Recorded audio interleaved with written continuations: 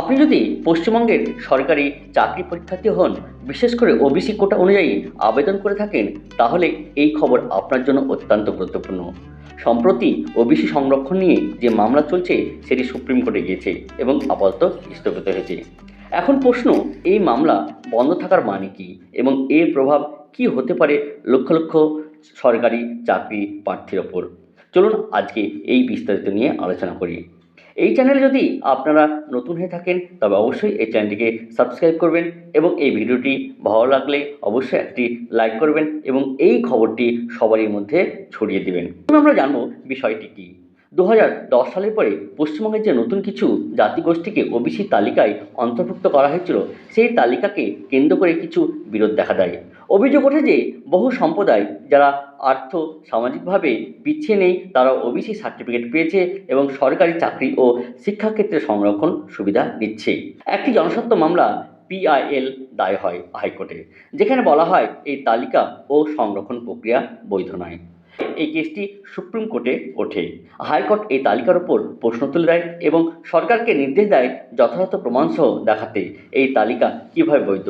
পরে এই মামলা গড়ায় সুপ্রিম কোর্টে, কিন্তু সুপ্রিম কোর্ট আপাতত এই মামলাটি স্থগিত রেখেছে, অর্থাৎ চূড়ান্ত শুনানি এবং রায় এখনই দিচ্ছে না। এই রায় পোস্টপোন হওয়ার ফলে রাজ্য সরকারও এখন বড় নিয়োগ প্রক্রিয়া বা সংরক্ষণ কোটা অনুযায়ী কোনো চূড়ান্ত সিদ্ধান্ত নিতে পারছে না। এই মামলাটি সুপ্রিম কোর্ট স্টে অর্ডার দিয়ে দিয়েছে। এই স্টে অর্ডার দেওয়ার ফলে আমাদের যারা চাকরি প্রার্থী আছেন তাদের কি কি ক্ষতি হতে পারে সেটা আমরা জানব। প্রথমে আমরা জানব যে চাকরি পরীক্ষার ফল প্রকাশ করতে কিন্তু দেরি হতে পারে। সবথেকে বড় প্রশ্ন হলো, সামনে যারা SSC অর্থাৎ SLST পরীক্ষা দেবে তারা কিন্তু ফর্মে OBC A এবং OBC B কোনোটাই কিন্তু লিখতে পারেনি। তাহলে কি তাদের যে সার্টিফিকেট, সেই সার্টিফিকেটটা কবে দেওয়া হবে? তারা কিভাবে OBC A এবং OBC B অর্থাৎ ক্যাটাগরিতে কোনটা লিখবে সেটাই বুঝতে পারছে না। সামনে যে 9 এবং 14 তারিখে SLSTর যে এক্সাম আছে, সেইখানে যদি ক্যাটাগরি দেওয়া থাকে, সেই ক্যাটাগরিতে তারা OBC A না OBC B কোনটা লিখবে তারাও কিন্তু বুঝতে পারছে না। এই গেল SLST যারা দিবেন তাদের ক্ষেত্রে কিন্তু একটা বিশাল সমস্যার সম্মুখীন হতে হবে তাদের। যারা ওবিসি সার্টিফিকেট জমা দিয়েছেন তাদের যাচাই প্রক্রিয়া কিন্তু এবার কঠিন হতে পারে, অর্থাৎ ওবিসি সার্টিফিকেটের জন্য যে ভেরিফিকেশান, সেই ভেরিফিকেশান কিন্তু অনেক কঠিন হতে পারে। যেসব সফল চাকরি প্রার্থী মেরিট লিস্টে নাম উঠে গেছে, অর্থাৎ তাদের অ্যাপয়েন্টমেন্ট লেটার হাতে পাওয়ার আগেও তাদের কিন্তু এখন বিশাল সমস্যার সম্মুখীন হতে হবে। মামলার যতক্ষণ পর্যন্ত রায় না আসবে ততক্ষণ পর্যন্ত তাদের নিয়োগ প্রক্রিয়া আটকে থাকবে, অর্থাৎ মেরিট লিস্ট চূড়ান্ত করার ক্ষেত্রে আদালতের পরবর্তী আদেশ না আসা পর্যন্ত অপেক্ষা করতে হতে পারে। যারা ভুয়ো সার্টিফিকেটধারী তাদের ক্ষেত্রেও তদন্ত শুরু হতে পারে।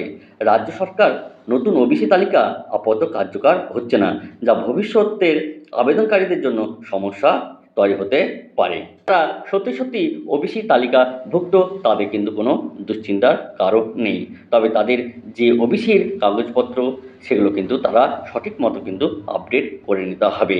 অন্যদিকে যারা ভুয়ো তথ্য দিয়ে সার্টিফিকেট করেছে তারা ভবিষ্যতের আইনি জটিলতায় পড়তে পারে, কারণ একবার আদালতের রায় হলে বহু নিয়োগ ও চাকরি বাতিল হওয়ার আশঙ্কা হতে পারে। বর্তমানে সুপ্রিম কোর্টের এই মামলা স্টে দেওয়ার ফলে নিয়োগ সংক্রান্ত কোনো স্থায়ী সিদ্ধান্ত হয়নি। তাহলে ওবিসি মামলা স্টে অর্ডার দেওয়ার ফলে বহু চাকরি প্রার্থীর চাকরি কিন্তু এখন আদালতের রায় তাদের ঝুলে থাকবে, অর্থাৎ এই মুহূর্তে আইনি সিদ্ধান্তের দিকে তাকিয়ে সরকার কোনো নিয়োগ প্রক্রিয়া এখন দিতে পারবে না। এই মামলার প্রভাব শুধু ওবিসি প্রার্থীদের ক্ষেত্রে হবে না, গোটা নিয়োগ ব্যবস্থার উপরই পড়ছে। তাই প্রত্যেক চাকরি পরীক্ষার্থীর উচিত নিয়মিত সরকারি ও আদালতের আপডেট দেখা এবং নিজের কাগজপত্র প্রস্তুত করে রাখা। তাহলে আপনি যদি একজন চাকরি পরীক্ষার্থী হন তাহলে এই ভিডিও শেয়ার করুন সবার সঙ্গে এবং কমেন্টে লিখে জানান আপনার মতামত এই ওবিসি সংরক্ষণ মামলা নিয়ে কি। আজকের ভিডিওটি এই পর্যন্ত, এর পরের ভিডিওতে আপনাদের সাথে আবার দেখা হবে। ধন্যবাদ।